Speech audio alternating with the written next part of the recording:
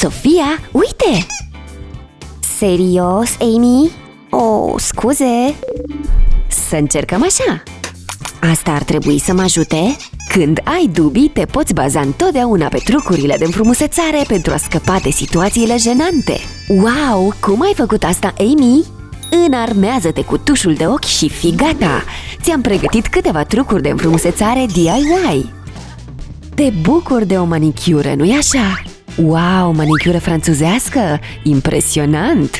Asta până să te uiți la unghii de aproape. Of, cum pot să le repar? Hei, am mers pe jos până aici și am făcut bășici. Ai niște plasturi pe aici? Perfect! Oh, nu, arată și mai rău. Nu mă pricep deloc la asta. Hei, dă-mi plasturele ăla! Dacă îți faci singură manicura, încearcă să folosești un plasture pentru a trasa liniile drepte. Când îți faci manicură franțuzească, lipește plasturele așa. Apoi dă cu ojă peste unghia pe care ai pus plasturele.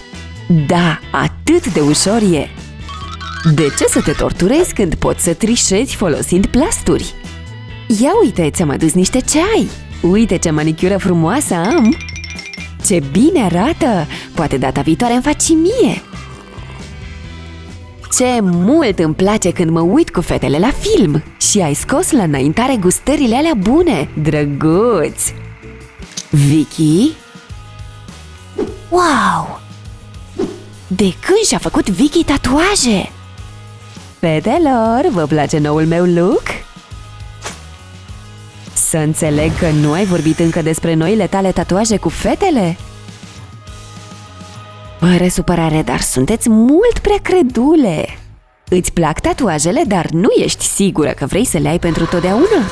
Atunci fă-ți singură unele temporare. Decupează un model printat care îți place. Nu trebuie neapărat ca marginile să fie decupate perfect. Apoi dă cu parfum pe partea din fața modelului. După aceea, umple un bol mic cu apă.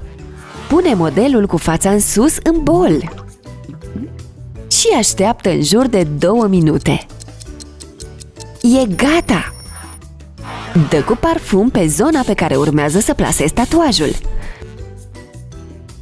Pune modelul cu fața în jos fix pe locul ales. Dă cu parfum încă o dată peste hârtie. Asigură-te că este lipit perfect de pielea ta. După 1 minut, ridică hârtia și dezvăluie-ți noul tatuaj. Cool, nu-i așa? Wow, chiar arată ca unul adevărat! Sofia? Sofia? Ești ok? Hei, ai leșinat! Poftim? Ce s-a întâmplat? Ne-am făcut toate tatuaje! Și tu ai unul, vezi? Ce? Spuneți-mi că nu e permanent! Nu te îngrijora, Sofia, poți să scapi rapid de modelul ăsta urât. Puțină apă micelară te va scăpa imediat de el. Serios? Vai, ce bine! Vezi? Toate bune și frumoase! A fost cât pe aici! Se pare că Mia a ieșit la o întâlnire. Unde s-a dus? Ce buze uscate am! Ia să vedem, am oglinda la mine? Ce palide sunt!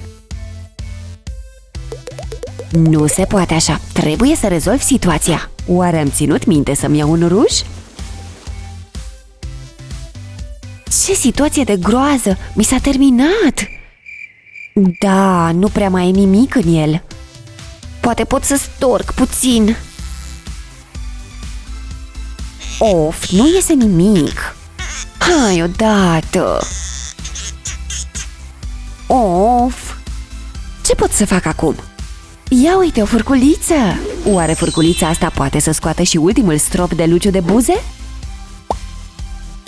Succes! Când ai de necaz, folosește-te de obiectele din jurul tău. Oh, da, e mult mai bine! Cu așa buze hidratate, partenerul tău va ști că ești gata pentru un sărut de noapte bună. Așa, unde rămăsesem? În sfârșit o noapte liberă în care nu am nimic de făcut.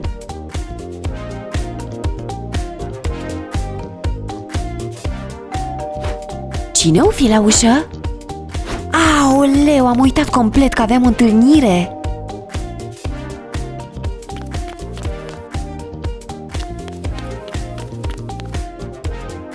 Vai de mine, am părul încă ud. Hai, frate, stai cumva. Of, mi s-a terminat sucul. Ia stai așa, am o idee grozavă. Mulțumesc!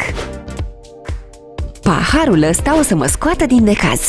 Ai părul ud? Încearcă acest truc. Pune un pahar de hârtie pe cap, apoi ia șuviță de păr și răsucește-le pe rând în jurul paharului ca în imagine. Nu uita de agrafe!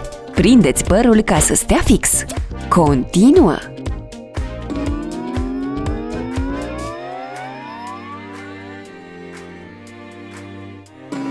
În sfârșit ți-ai prins tot părul. Nu uita să prinzi cu o agrafă și ultima șuviță. La final, usucă-ți părul cu un uscător. S-a uscat tot? Gata! E timpul să scoți paharul.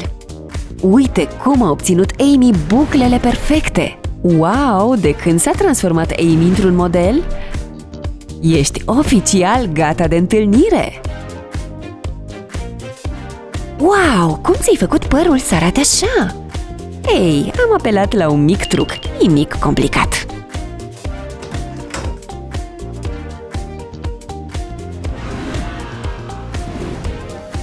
Wow, Amy, arăți uimitor! Da, știu! Mergem la cină? Uneori, când vorbești la telefon, nu mai ești foarte atentă la ce faci, iar dacă e vorba despre ceva simplu, cum ar fi propriul machiaj. Mia, nu cred că ăla e contur de buze. Creionul negru pe buze nu e recomandat decât de Halloween. Poftim? Nu cred că ți-a spus asta. Aoleu, ce-am făcut? Of, aș fi putut să jur că ăsta era conturul meu de buze roșu. Ia stai puțin. Să ne adaptăm situației. Dacă îți dai cu un contur de buze prea închis la culoare, încearcă acest truc. În timpul aplicării, integrează-l în culoarea rujului așa cum face Mia. Vezi? Apare un efect cool în degradé. Wow, ce look dinamic!